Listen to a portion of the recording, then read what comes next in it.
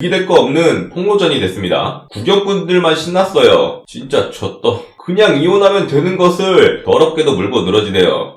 물론 구혜선에게 하는 말입니다. 사실 이혼은 두 사람의 문제인데 저는 구혜선 쪽의 비중을 더 비판하고 있어요. 구혜선이 닥치고 있었으면 이렇게까지 흑역사가 만들어지진 않았을 거예요. 한두 번이면 이혼 때문에 충격을 받아 실수했다고 생각할 수 있어요. 근데 반복적으로 안지연을 언급하는 것을 보면 정신에 문제가 있다는 겁니다. 그래놓고 항상 마지막에 하는 말은 가정을 지키고 싶다예요. 저는 구혜선이 가정을 지키고 싶다는 말의 사전적 의미를 알고 저러는가 싶어요. 구혜선은 안지연과 나눈 자극적인 대화를 인스타그램에 올렸습니다. 보통 그런 짓은 헤어질 때 정신적 데미지를 주기 위해 찌질한 새끼들이나 하는 막타예요. 막타 쳤으면 이제 그만해야죠. 계속 유효타를 날리려고 하니까 논란이 커지는 겁니다. 안지연이 소속사 대표와 뒷담화를 해서 이혼 결심을 했다. 안지연이 술에 취해서 여러 여성들과 연락을 했었다. 하지만 가정은 지키고 싶어요. 어이가 없네.